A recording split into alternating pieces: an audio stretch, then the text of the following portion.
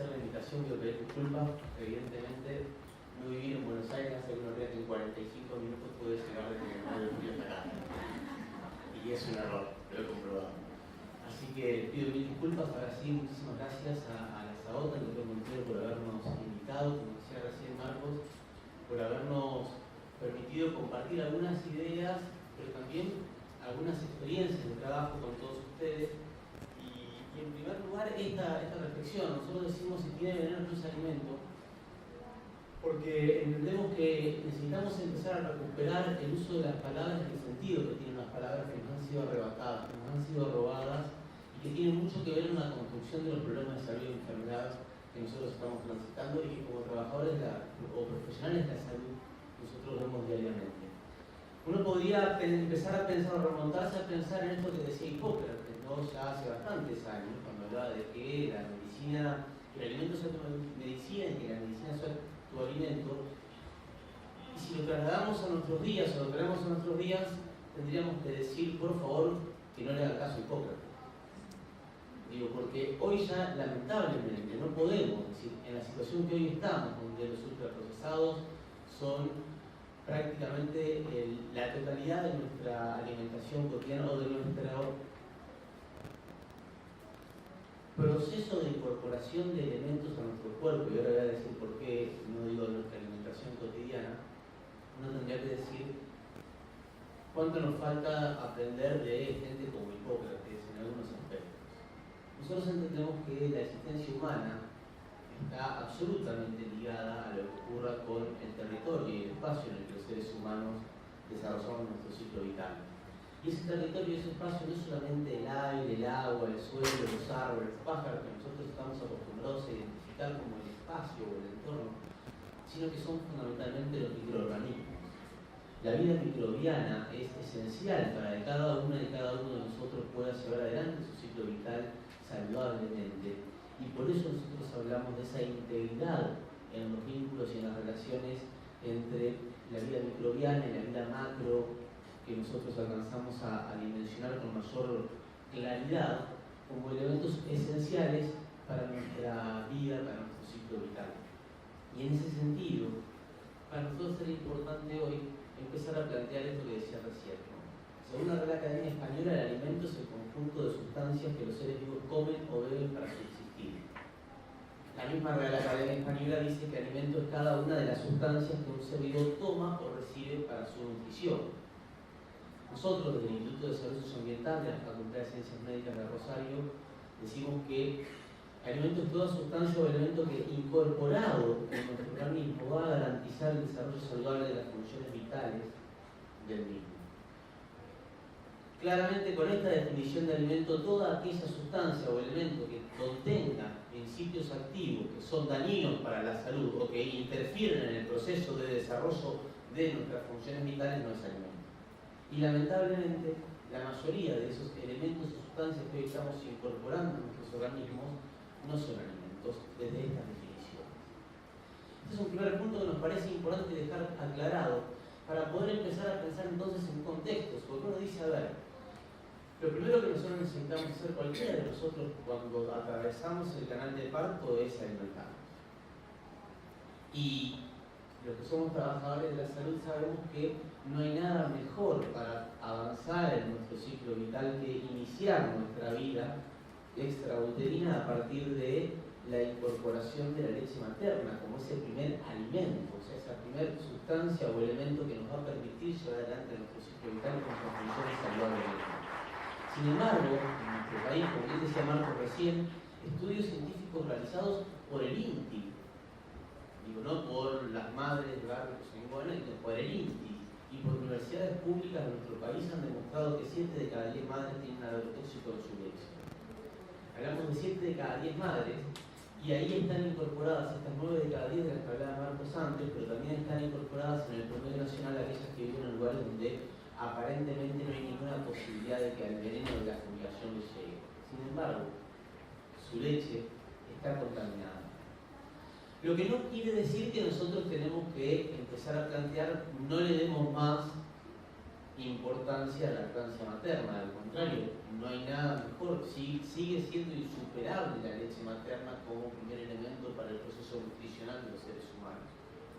Lo que deberíamos empezar a preguntarnos es qué hacemos nosotros, las sociedades científicas, qué hacemos nosotros los académicos ante esta realidad y qué es lo que está en nuestras manos poder hacer para avanzar hacia otra realidad donde podamos decir alguna vez 7 de cada 10 madres estuvieron intoxicadas, pero ya no. La otra realidad es esta: nosotros estamos teniendo hoy una incorporación de antibióticos sin ser advertidos de ello por nuestra comida. En el mundo hoy, 7 de cada 10 antibióticos que produce la industria farmacéutica no son para resolver los problemas de infecciones humanas. 7 de cada 10 antibióticos hoy se producen y se utilizan en la producción de alimentos, fundamentalmente de carne, a partir de los procesos de producción de carne a engorde o lo que nosotros conocemos como feedlot, que obliga a que a los animales haya que darles antibióticos por 2 motivos. En primer lugar, con la excusa de que vamos a usar antibióticos para prevenir infecciones, algo que rompe absolutamente, no sé, para el caso de los médicos, ¿no? Digo, si algo aprendimos es que el antibiótico no es preventivo de nada, sino que el antibiótico, es más, el antibiótico preventivo lo que genera son procesos de resistencia bacteriana que dificultan la posibilidad de avanzar en tratamientos realmente efectivos y eficaces en los sucesivos. Acá lo que estamos haciendo es entregando antibióticos por las dudas para que no generen infecciones los animales que estamos produciendo para después consumir los seres humanos. Pero además, y esto es algo que hasta hace muy poco no se reconocía y hoy ya la industria lo reconoce, el antibiótico incorporado en la dieta de los animales lo que hace es barrer con la flora intestinal. Barrer con la microbiota en los animales implica una alteración de los procesos metabólicos que favorece la producción de lípidos mucho más rápidamente. Por lo tanto, un animal que tiene barrida la microbiota lo que hace es, con lo que incorpora como comida, producir grasa más rápidamente y entonces engorda más en menos tiempo. Por lo tanto, hoy el antibiótico está siendo utilizado en la producción de animales con el objetivo de acelerar el proceso de engordo. Obviamente engorda más, uno puede decir, no, pero pará, la fibra muscular es más pesada que la grasa. Es cierto, pero produce mucho más cantidad de fibra muscular en menos tiempo. Y además, al ser animales que están acorralados, apresados, en muy pequeño espacio para poder moverse, prácticamente son animales que no se mueven y son más parecidos a un Homero Simpson que nosotros podríamos imaginar. Digo, en este sentido, esto también es incorporado en nuestro organismo, junto con esto de lo que ya Marcos habló antes, que es la química venenosa que viene en las frutas y verduras. Si alguno de ustedes ha tomado la decisión de ser vegetariano, con el objetivo de cuidarse su salud, lamento decirle que es probable que tenga mayor carga de química que los que no somos vegetarianos. Esto no es una defensa de la industria cárnica, esto es un aviso de la realidad. O sea, aquellos compañeros que nosotros tenemos en nuestros equipos de trabajo que son vegetarianos, que se hicieron los análisis igual que los hicimos nosotros, tenían mayor, con la condición de que iban a ser más sanos, iban a tener menos carga de veneno que el resto, resultaron ser los que más carga de contaminación tenían, y esto tiene que ver con que incorporaban esta sustancia con su dieta habitual sin saberlo. Entonces, en esos contextos, nosotros no podemos dejar pasar que los venenos que se utilizan en los territorios en los que nosotros vivimos, los venenos que se utilizan para la producción tanto de las frutas y verduras como de los commodities agroindustriales, que no son el alimento del mundo, son commodities agroindustriales, hablo de los eventos transgénicos fundamentalmente en nuestro país, se aplican, creo que según los vendedores de esos venenos, se deben aplicar con estos trajes. Y supongamos que estuviésemos en cualquier café y no en un congreso de profesionales de la nutrición y de la alimentación. ¿A alguno se le podría pasar por la cabeza que una sustancia que para ser utilizada requiere que uno se vista de esta manera es inocua o no tiene posibilidad de generar daño a la salud de nadie? ¿A alguno se le puede pasar por la cabeza que tener que vestirse de esta manera para poder aplicar una sustancia es todo lo que hay que hacer para poder llevar adelante lo que se conoce como buena práctica. Digo, a las maestras rurales y a los niños de las escuelas rurales se les proveen estos trajes en el momento de las aplicaciones que quienes aplican con estos trajes dicen estar realizando de acuerdo a las buenas prácticas. A los vecinos de pueblos como Murphy o de pueblos como, por ejemplo, Sastre y Ortiz en provincia de Santa Fe, se les proveen estos trajes en los momentos en los que se utilizan los productos venenosos que se distribuyen en nuestros territorios sin pedirnos permiso.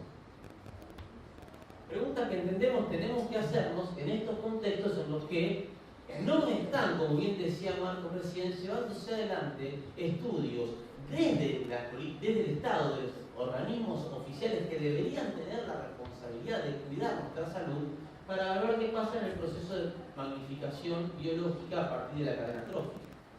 Esta es una foto de un libro muy viejo que grafica un trabajo científico que se hizo en los Grandes Lagos de Estados Unidos a partir de la denuncia de un grupo de vecinos que denunciaba la presencia de PCB. Ahora todos saben lo que es el PCB, que es aceite refrigerante que es considerado categoría 1, clase 1, que definitivamente está comprobado que es cancerígeno, está prohibido en muchos lugares del mundo, ¿está? Y que en Estados Unidos los vecinos decían, está en el lago. Entonces fueron los muchachos de la EPA, la Agencia Ambiental de los Estados Unidos, e hicieron una toma de muestra del agua y encontraron 2 por 10 a la menos 7 partes por millón de PCB y dijeron, señores, no molesten, esto no es nada. Después de la EPA fueron otros grupos de investigadores de universidades norteamericanas y dijeron, está bien, en el agua hay 2 por 10 a la menos 7 partes por millón. La OMS decía en ese momento que 1.02 partes por millón ya era así preocupante y era dañino para la salud. Fíjense, en 1, 2 y 3 eslabones de cadena trófica pasamos de 2 por 10 a la menos 7 a 1,04 partes por millón de acumulación de PCB. Si nosotros tomamos en cuenta el agua, el fitoplancton y el zooplancton, podemos hablar en vez del esclariano iridiscente en nuestro ecosistema del sábalo, por ejemplo, que se alimenta del barro, ¿está? Podríamos hablar del dorado, que se come algunos sábalos en vez de la trucha, y en vez de la gaviota que se come la trucha, podríamos ser nosotros los que nos comamos los dorados, que hoy sale bastante caro, pero podríamos pensarlo. Nosotros muchas veces decimos comer pescado que es más sano, que es la carne de cerdo, por ejemplo, ¿no? Bueno, acá tenemos 124 partes por millón de una sustancia que en el ecosistema acuático estaba en 2 por 10 a la menos 7, nada más que 5 eslabones de cadena trófica. ¿Dónde están los trabajos científicos realizados por los organismos públicos o incluso por la industria y la corporación química que hayan analizado qué ocurre con la magnificación de sus productos a lo largo de 5 eslabones de cadena trófica? Yo quiero hablar de ciencia, no quiero hablar de política, porque no me caracterizo por hacer política, eso es sarcasmo, pero digo, vamos a hablar de ciencia y es nuestra mayor satisfacción cuando podemos tener debates científicos. Quiere un trabajo científico publicado en revista internacional que haya evaluado qué ocurre con los agrotóxicos que se utilizan en nuestros territorios a lo largo de la cadena trófica. Quiere un trabajo científico que haya evaluado qué pasa con los sinergismos y los agrotóxicos, como bien decía Marcos, no son 1, no son 2, son más de 1000 principios activos en más de 4.000 presentaciones. Acá. El taller que se realizó el año pasado en el Congreso Internacional Madre Tierra, una sola salud, que convocamos nosotros en Rosario por cuarto año consecutivo, hubo un taller especial sobre la salud de la Madre Tierra y concluía que la pérdida de la diversidad ideológica y cultural disminuyó las fuentes y las propiedades de los nutrientes. Esto es porque se instalaron modelos de producción que son extractivistas, que son hiperindustrializados y que además generan una alteración de los elementos que nosotros incorporamos en nuestra dieta. Y acá hay un ejemplo, el trabajo de la Universidad de Russell de Canadá. Comparan lechuga, tomate, espinaca y frijoles, producidos de manera biológica, o sea, agroecológica, y de manera convencional, o sea, con venenos. Y distintos elementos, acá tienen calcio, magnesio, manganeso, potasio, sodio, hierro, cobre. Fíjense, por ejemplo, en la espinaca. Yo tomo siempre este ejemplo porque es más claro. Acá tenemos hay generaciones más jóvenes que yo, es cierto, pero en general van a acordarse de Popeye el Marino, ¿no? Algunos se acuerdan, Popeye el Marino era un dibujo animado de un muchacho que comía espinaca y cuando comía espinaca paraba los trenes con la mano, de paso le ayudaba eso a enamorar a su compañera Olivia. Popeye comía espinaca y frenaba los trenes con la mano. Entonces decimos, bueno, ¿qué tenés que tener para semejante fuerza? Hierro, evidentemente la espinaca debe tener hierro. Y fíjense que sí, la espinaca que está producida agroecológicamente tiene 1938 mil equivalentes de hierro cada 100 gramos. Mientras que la espinaca producida convencionalmente, es decir, con veneno, tiene 1 equivalente de hierro cada 100 gramos. Claramente hoy Popeye sería arrasado por el tren.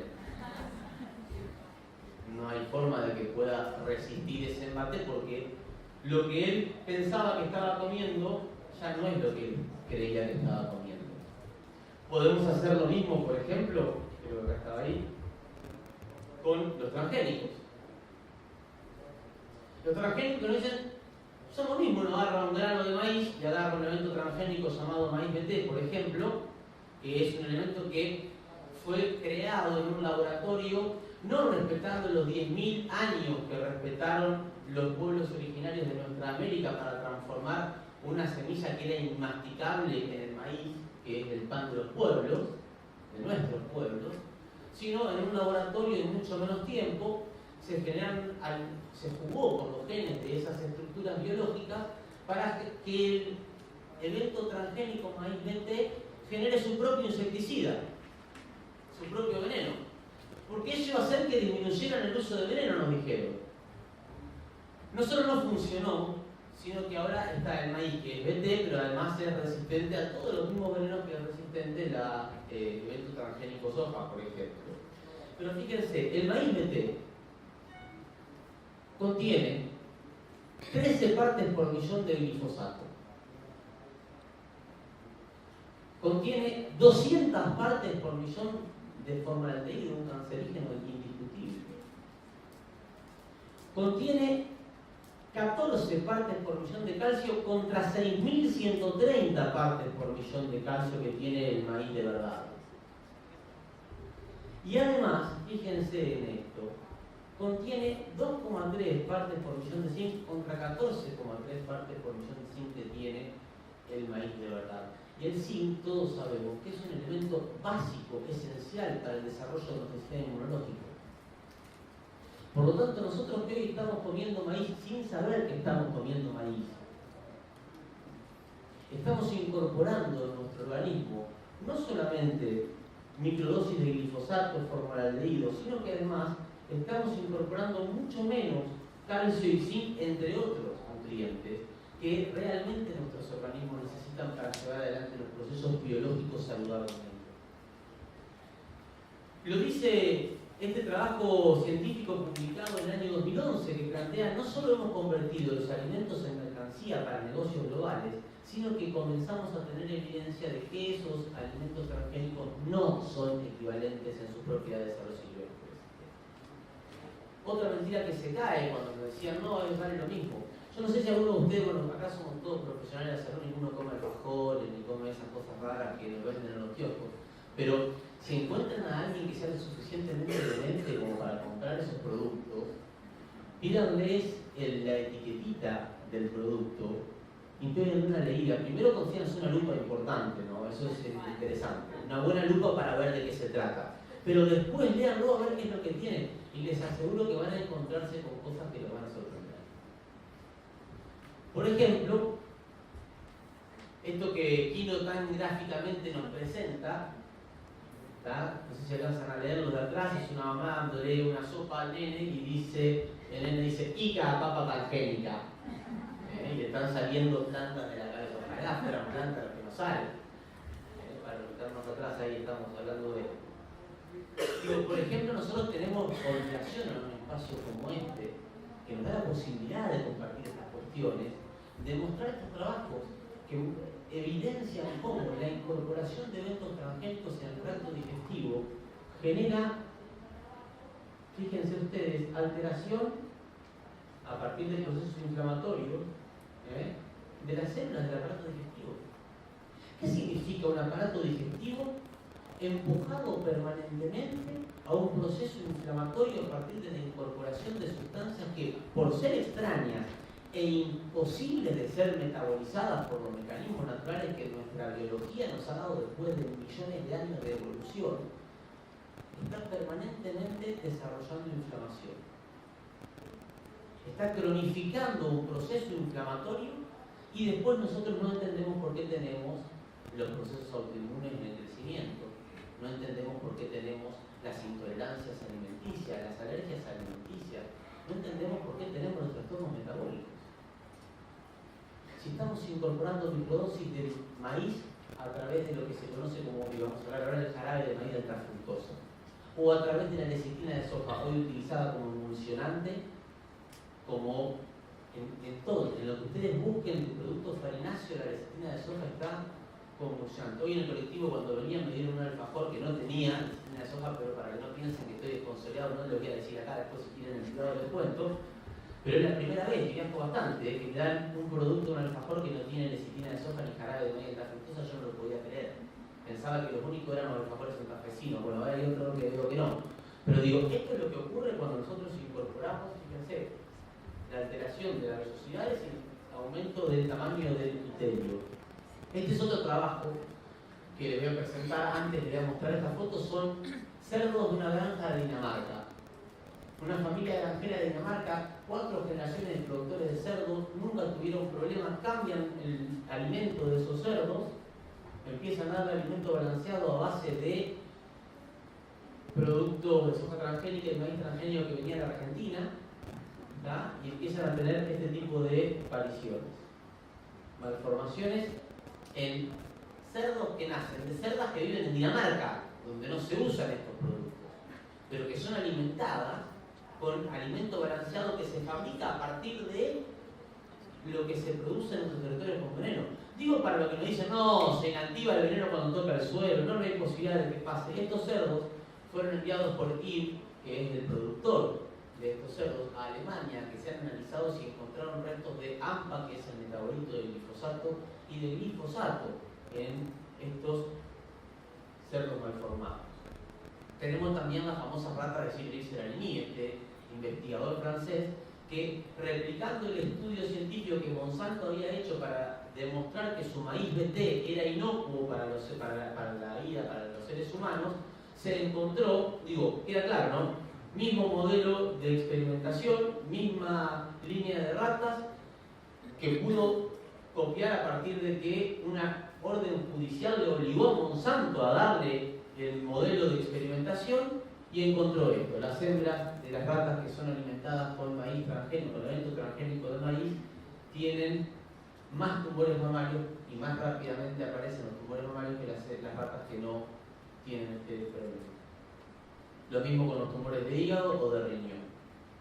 Entonces, cuando nosotros buscamos biología científica y vemos que la biología científica ya ha dado cuenta del impacto dañino que este modelo de producción dependiente de venenos y de transgénicos tiene en nuestra salud, como por ejemplo este otro trabajo que dice los resultados sugieren que la endotoxina BT ya ni siquiera el químico anexado, sino el BT, que es este químico para el cual fue preparado el transgénico para preparar, no es inocua e induce a apoptosis y alteración del metabolismo en células humanas. Nosotros tenemos la obligación de advertir que nosotros compartimos con los animales una gran parte de nuestra carga genética, con algunos mamíferos hasta el 85%. Digo por si no queremos compararnos con una especie vegetal con la que compartimos el 40% de nuestra carga genética. ¿Y alguien puede decir con absoluta certeza que estas estructuras químicas que han sido creadas en laboratorio fundamentalmente a partir de productos derivados del petróleo no solamente actúan en el 60% o en el 15% de genes que no compartimos con otras especies? Para ir terminando esta primera parte, después me queda una hora más de charla, si pueden ser tranquilos, digo, un resultado del trabajo que llevamos adelante con los compañeros de la práctica final de la carrera de medicina de Rosario y el Instituto de Salud Ambiental, con el que vamos recorriendo distintas localidades, hay que hablar un poco de eso. Evaluamos más, esto es un corte de 1.750 niños de entre 3 y 12 años, y fíjense que encontramos acá 22, 13 y 4%. En total esto hace, fíjense, 33, 35, 37% de niños con sobrepeso y obesidad en pueblos donde no hay McDonald's. Y a mí tampoco me sponsorea McDonald's, queda claro. Pero esto nos obliga a pensar qué ocurre, que cuando uno dice, si uno piensa en vivir saludablemente y que sus hijos crezcan sanos, vamos a vivir al campo para que crezcan sanos, bueno, así es lo que está pasando.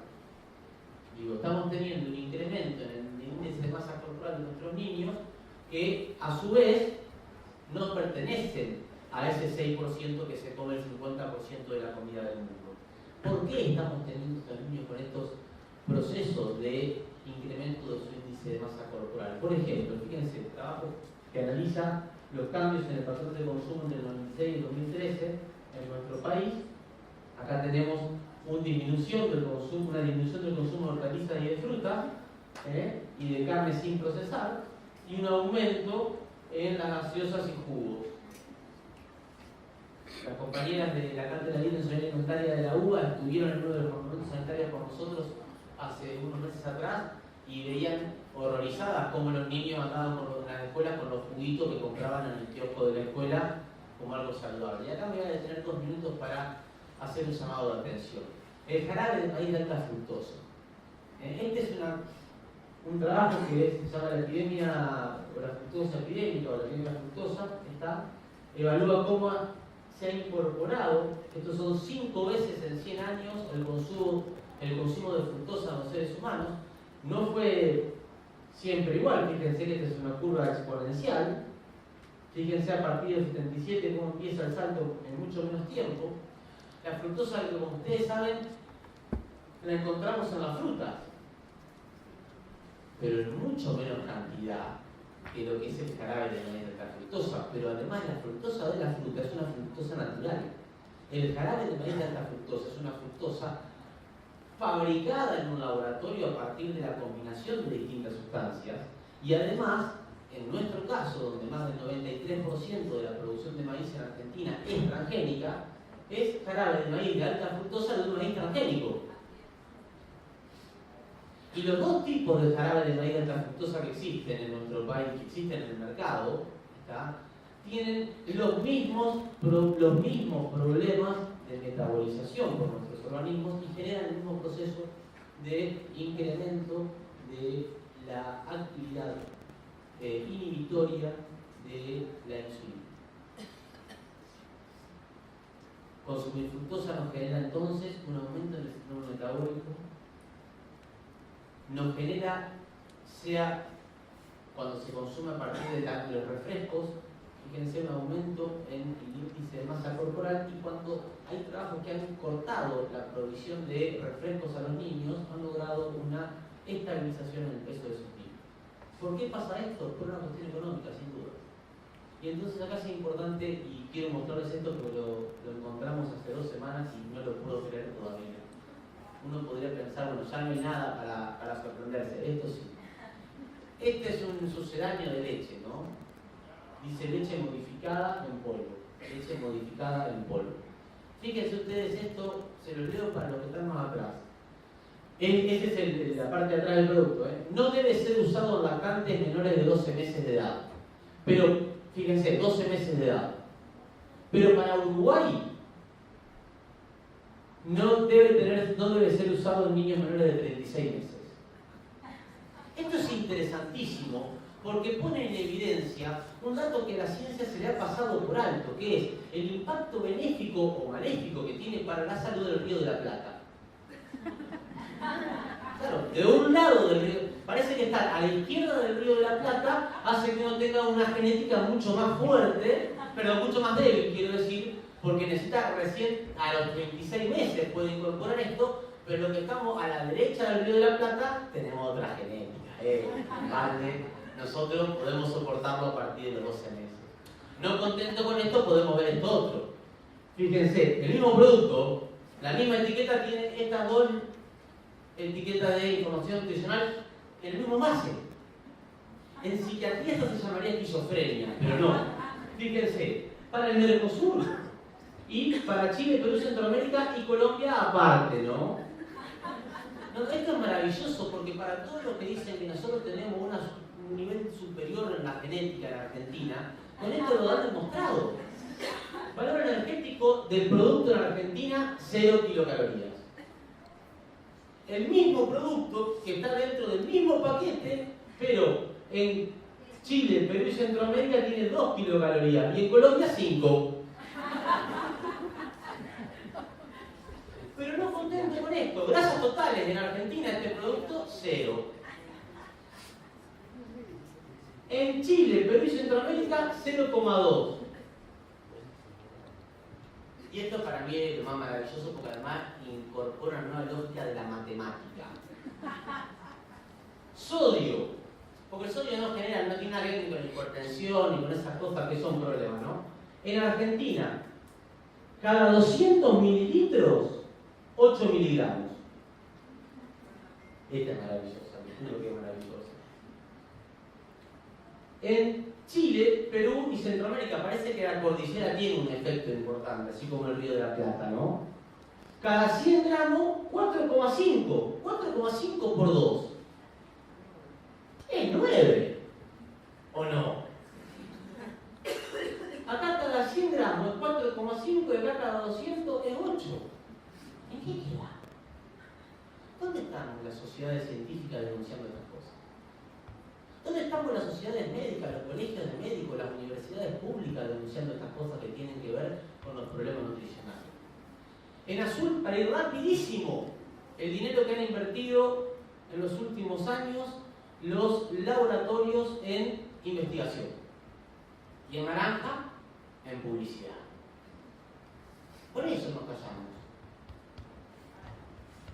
Por eso no hablamos cuando tenemos que hablar. Porque somos formados para no ver lo que ahí está muy claro.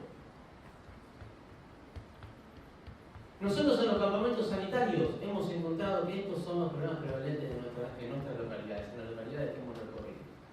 Hipertensión, tiroides, no diabetes, como segunda enfermedad crónica más frecuente. Tiroides, no diabetes. Y el consumo de medicamentos lo ratifica. La levotiroxina se consume hasta 1.2 veces más que los hipoglucemiantes orales. Asma, alergia, trastornos neurológicos y hasta un 40% de obesidad y sobrepeso en niños escolarizados. ¿Sobre qué hicimos este trabajo? Para los que tienen alguna duda y les gustan las matemáticas, sobre 112.908 personas que encuestamos. Está bien, no es un número muy grande al lado de los 42 millones que encuesta la Encuesta Nacional de Nutrición y Salud del Ministerio de Salud de Argentina. No, eso hacen por muestreo, pero bueno, es un detalle que se les pasa. Nosotros hacemos un barrido en estas localidades y hemos cubierto el 75,4% de estas localidades. Esto lo hacemos porque estamos en la universidad pública, porque solo la universidad pública puede garantizar que esto se haga. La universidad pública hoy está de paro hace 3 semanas porque hemos recibido una oferta salarial del 10,8% respecto al sueldo de marzo del 2017 de los docentes universitarios. Perdonen que lo diga, pero esto hay que decirlo en este momento. Y esa universidad pública que nosotros defendemos es la que nos permite saber qué está pasando en estos pueblos.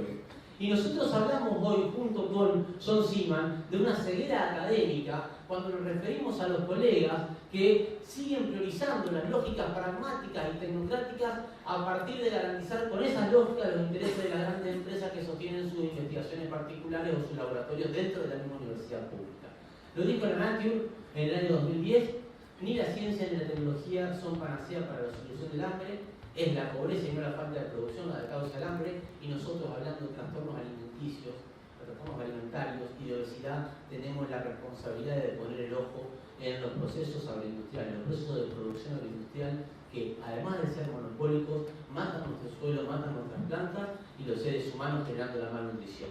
La FAO, el 4 de abril de este año, decía que la agroecología es la que reconoce el honor y la sabiduría de quienes producen los alimentos y son los verdaderos héroes. Nuestros ministros de Agricultura, de Agroindustria, pues usan Agricultura y de Ciencia y Técnica, siguen diciendo que tenemos que usar venenos y que usando venenos no le vamos a hacer mal a nadie siempre y cuando se usan las buenas prácticas.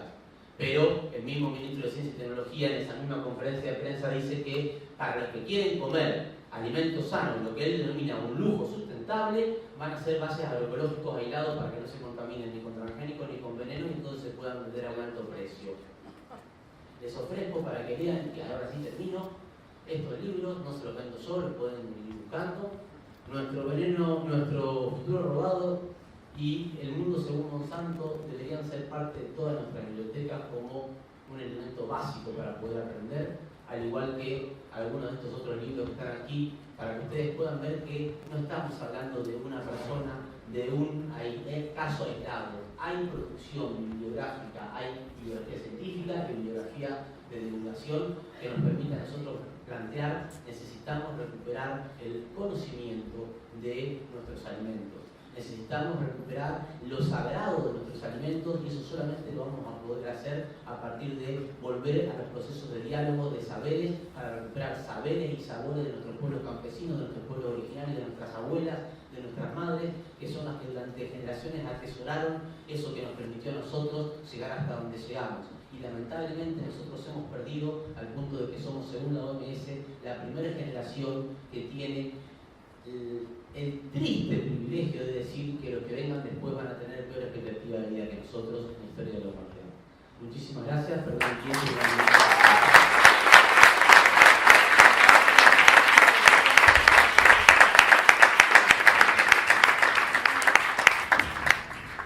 muchas gracias a... El otro día leí un artículo, no sé si es real, creo que bueno, con lo comentó el doctor Gilardi, que los agrotóxicos se usan mucho más acá en Argentina que en otros países del mundo. Y lo que se exporta tiene menos agrotóxicos que lo que se consume acá en el país. No encontré la explicación, si es que la hay, ¿no? Si hay un tema económico, un tema de otra índole, ¿no? a ver, esto es así y tiene dos explicaciones. Las barreras comerciales de los países a donde nosotros exportamos tienen, en algunos casos, como Europa, por ejemplo, restricciones a la presencia de químicos que nosotros no tenemos. Entonces, lo que nosotros no podemos vender porque está tiene una carga de químicos superior a la que aceptan en los mercados que nos compran, queda para el consumo interno. El ejemplo es el de Uruguay, por ejemplo, donde fueron rechazadas 2 partidas de carne uruguaya en Estados Unidos, que no las aceptó por la presencia de un químico que está prohibido en Estados Unidos, y el Ministerio de Uruguay dijo: no se hagan problema a los productores, que ya tenemos el mercado para estos productos y el mercado interno. Y con la miel ha pasado lo mismo. En el caso de nuestro país, nosotros tenemos niveles de aceptación de venenos que están por arriba de lo que tiene, por ejemplo, la Unión Europea. Y un dato que me parece que no es menor: la semana pasada se conoció que en Estados Unidos 40 productos de los que se usan en los desayunos, los cereales y esas cosas que vemos en todas las películas norteamericanas que los chicos comen saludablemente en Estados Unidos, tienen trazas de glifosato por arriba del máximo permitido en Estados Unidos, que ya es alto. Entonces, la FDA hizo una convocatoria que me pareció re interesante a la comunidad para avisarles que ante esa realidad lo que iban a hacer era aumentar el límite máximo permitido. Esto ocurrió en Estados Unidos, imagínense acá, ¿no? Donde ocurrió exactamente lo mismo con el SENASA ante las situaciones sanitarias. Y solo para complementar, cuando nos dicen que no podemos producir alimentos sin químicos, Argentina es el segundo exportador mundial de orgánicos, ¿sí? Segundo exportador mundial en superficie, octavo en términos de productos exportados. Lo que pasa es que el 99.9% de eso se exporta, o sea que los alimentos orgánicos son, como decía el ministro de Ciencia y Tecnología, un lujo responsable, ¿sí? Destinado principalmente a la exportación. Y otro ejemplo vinculado a lo que decía el doctor, de esa doble vara del producto para el mercado interno o producto exportado, tiene que ver con el uso de antibióticos. Hay una resolución del SENASA que dice que si el productor de un feedlot va a usar antibióticos como promotor del crecimiento bovino, o sea, con esa finalidad, debe advertirlo y debe tener precaución si lo pretende exportar a la Unión Europea. Porque en la Unión Europea no lo van a hacer. Pero es eso, digo, no es que está prohibido el uso, sino simplemente es una advertencia para que no le rechacen esa mercadería cuando pretenda exportar a la Unión Europea y efectivamente se analice esa presencia de antibióticos. ¿Y se sabe cuáles son las empresas que exportan a Europa esos productos inagroquímicos? Sí, en la página del SENASA hay un registro de productores orgánicos que están individualizados, pública, entra a la página de SENASA, registro de productores orgánicos, creo que son 1.470 explotaciones en todo el país. Gran parte tiene que ver con la superficie de la Patagonia destinada sobre todo a la ganadería ecológica destinada a la exportación, pero son más o menos 1.400 y pico de explotaciones que están individualizadas perfectamente en la página del SENASA. ¿Y está regulada la producción orgánica en Argentina? Sí, nosotros diferenciamos muy claramente la producción orgánica de la producción agroecológica, por varios motivos, ¿no? La producción orgánica efectivamente tiene un marco normativo en nuestro país, que es la ley de la producción orgánica, que tiene un sistema específico donde hay 4 empresas que son las que certifican esa producción. Entonces le cobran al productor el costo de la certificación más el 1% en general del volumen de venta certificado. Por supuesto, el productor eso lo termina transfiriendo al precio, termina siendo un producto muy caro, y el resultado de eso es que 99.9% de eso va a otros mercados, se exporta. Ahora están tratando de hacer algunas ferias, las verán en algunas plazas, las ferias de MAPO, del movimiento por la producción orgánica en el país, pero con productos para el mercado interno muy caros, difíciles de acceder. Frente a eso, nosotros reivindicamos otra forma de producción que no tiene que ver con la producción orgánica certificada, sino que es la producción agroecológica y principalmente de base campesina, ¿no? Que tiene que ver no solamente con los insumos que se usan, ¿no? Y esto es importante decirlo hoy, porque empieza nuevamente, así como se han apropiado de otros conceptos, hay una tendencia creciente a apropiarse del término de agroecología. Entonces ya APRESID hace agroecología, hay grupos de inversión que quieren hacer agroecología y están viendo a la agroecología simplemente como una sustitución de insumos de origen químico a insumos de origen biológico. Incluso Monsanto tiene ya hoy una línea de investigación de productos de origen biológico, y el Foro Económico Mundial de Davos, en el último informe, dice que hay que salir del sistema alimentario en crisis, entre otras cosas, a partir de los productos de origen biológico. Así que se viene muy fuertemente en esa línea. Nosotros decimos, frente a eso, agroecología de base campesina, poniendo en el centro del sistema productivo la agricultura familiar campesina indígena, que tiene que ver con todo otro relacionamiento en el ecosistema, en la producción de los alimentos, que trasciende, va mucho más allá de las instituciones de insumos. Y por otro lado, incluye una dimensión social que no está presente en la producción orgánica, porque uno podría tener el sello certificado de producción orgánica certificada y tener a trabajadores rurales trabajando en condiciones de esclavitud, ¿no? Entonces, la agroecología también defiende otro relacionamiento con la naturaleza de la que somos parte, con los seres humanos, y introduce también la dimensión social en esa cadena de producción y distribución de esos alimentos. Inclusive yo creo que la agricultura orgánica puede hacer monocultivo, que no estaría... Sí, bueno, felicitaciones, hay que ser valiente para hacer tantas denuncias. Y uno supone que desde el punto de vista del sentido común, después de la vida, el primer derecho humano es la alimentación y a tener agua, se supone. Lo que pasa es que esto es muy abstracto porque hablamos y poco se hace en ese aspecto. La famosa dieta nórdica en los países más desarrollados, a mi modo de ver, del mundo, plantea que el 75% de los alimentos tienen que ser naturales y sin aditivos y de producción regional. Cuando la gente no plantea en el común, en las charlas, pero la verdura está llena de agrotóxicos, la gente común lo dice, que los pollos tienen esto, digo, bueno, mire, mi receta es, vuelva al campo, vaya al campo, cultive sus propios alimentos, cultive sus pollos y tal vez va a comer alimentos naturales. Ahora, ¿podemos y la mayoría de la población volver al campo? Y bueno, esto es imposible. Y como decía un poco mañana la doctora Aguirre, que va a hablar mañana, estamos comiendo OCNI, objetos comestibles no identificados.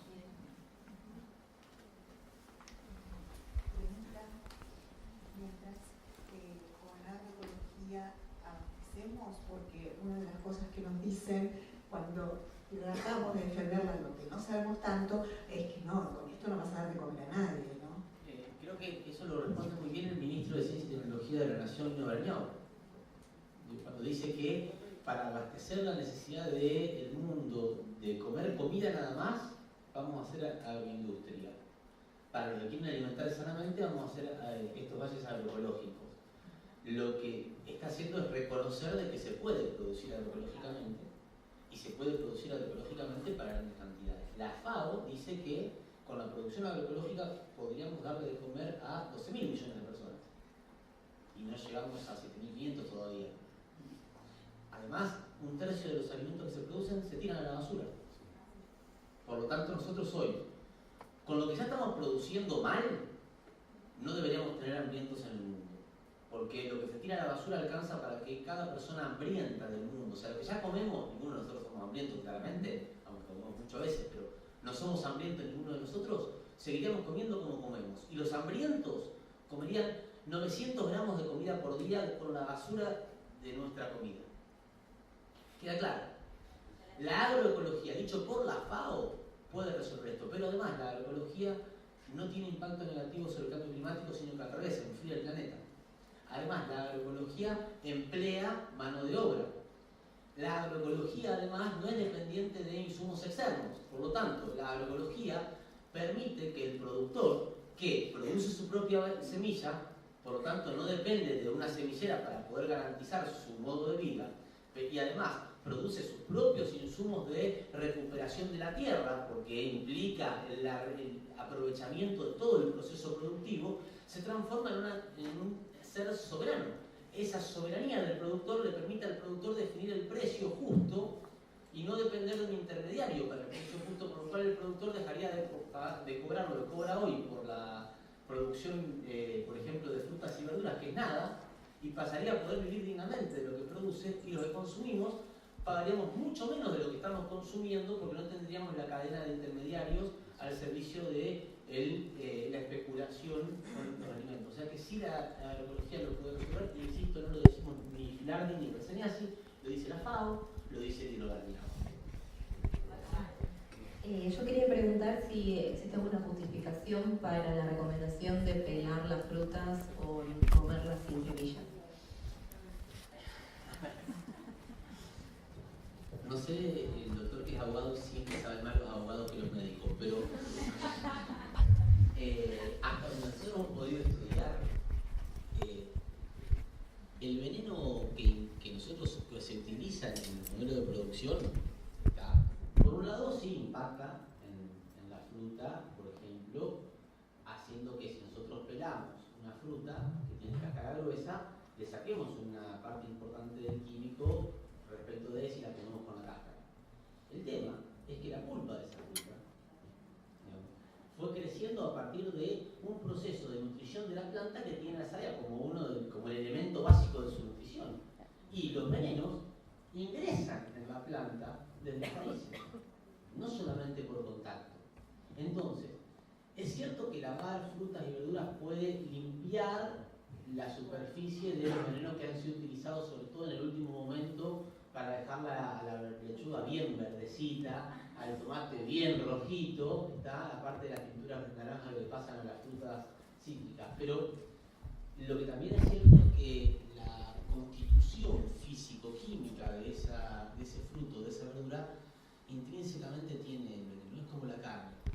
Nosotros queremos separar la grasa de la fibra muscular y ya no podemos, porque las fibras musculares de la carne de feedlot ya no es la fibra muscular de la carne del animal que caminaba, tomaba sol, hacía ejercicio y quemaba grasas. Entonces los filamentos de lípidos están en el medio de los filamentos musculares.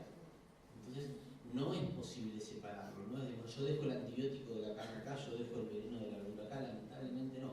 Esto, dicho en televisión, genera un pánico en todos lados, y por eso nosotros intentamos ser prudentes a la hora de plantear, decirnos sí, lave la verdura, lave la fruta, si quiere, pero sepa que la solución no es esa, la solución es que el Estado nos garantice la producción de alimentos sanos para los pueblos libres. No, simplemente quería tomar el micrófono porque el propio informe de la relatora especial aborda la cuestión y dice que el 60% de los productos que se usan en la agricultura son justamente sistémicos. Así que la propia relatora en su informe dice, en esos lavarlo no sirve de nada. Y sobre todo lo que decía el doctor anteriormente, el paquete tecnológico asociado a una semilla para que funcione con determinado agrotóxico. ¿No? Esto es muy importante que lo sepamos. Argentina tiene 49 eventos transgénicos aprobados al día de hoy, 45 de los cuales fueron diseñados justamente para ser tolerantes o resistentes a la aplicación de esos herbicidas sistémicos. y entre ellos todos los maíces, todos los algodones. Como bien decía el doctor, la partícula BT es una modificación genética para que la propia planta exprese ese poder insecticida. Entonces ahí no hay lavado que valga, ¿no? Porque es justamente es sistémico, está presente en la propia estructura vegetal. Hola, ¿qué tal? Muchas felicitaciones, doctor Filardi y Berseniazzi. Antes que nada quiero agradecer y felicitar a la Cátedra Libre de Soberanía Alimentaria por el trabajo que vienen haciendo. Y una pregunta por el doctor Marcos es con respecto a, existen en el Chaco algunos productores de pescado en Las Palmas que se ha probado que las aguas contienen glifosato, entre otros químicos. El doctor Berseniazzi pudo hablar sobre las cadenas tróficas. Desconocemos si hay trabajos serios con respecto a la cantidad de agrotóxicos que tienen. En esos casos también en Chaco, en Resistencia particularmente, hay dos casos de Argentina de un síndrome de West, que son enfermedades, deformaciones genéticas, deficiencias genéticas, de los cuales no hay información al respecto con respecto a la alimentación de estas personas. Esta nena es una chica infantil, está tolerando bien una alimentación vegetariana con productos orgánicos, no así con productos que no son orgánicos y demás. La pregunta sería con respecto a si hay que informar, denunciar o advertir a algún ministerio o algún servicio público, ¿a cuál sería destinado? Bueno, efectivamente hay un sistema de notificación obligatoria de las intoxicaciones agudas, que funciona muy mal, por cierto. O sea, las estadísticas que produce ese sistema de notificación obligatoria de intoxicación aguda está seriamente cuestionado, pero lo otro es la dimensión de lo crónico, ¿no? Donde no entra en escena todo eso. Bueno, un poco más que de esta cuestión puede dar cuenta el doctor cuando va a los territorios, la diferencia que hay entre la información que ellos relevan con la información que el propio sistema de salud pública del lugar está relevando, está viendo, está sistematizando. Entonces, frente a un escenario así, la posibilidad más que de acudir a un órgano estatal es movilizarse. Los pueblos se están movilizando, se están organizando, hay redes de médicos de pueblos fumigados, hay redes de abogados de pueblos fumigados, a las cuales esas denuncias nos la pueden hacer llegar, que están dando lugar a resistencia, que están dando lugar a luchas en los territorios, que están dando lugar a la sustanciación de casos judiciales. Un poco la idea de hablar de derechos es la virtualidad que nos ofrecen los derechos, es decir, somos titulares de derechos para poder demandarlos, para poder exigirlos, y eso presupone, digamos, que los reconozcamos como tales y que nos apropiemos socialmente de eso como tales. Así que eventualmente frente a un escenario así, contactarse con algunas organizaciones de la sociedad civil, de la academia que vienen trabajando en estos temas, para efectivamente ver de qué manera poder exigir justicia en esos casos, ¿no? Bueno, lamentablemente tenemos que cerrar la mesa. La verdad que agradecemos muchísimo. Tenemos que darles un aplauso. Es excelente.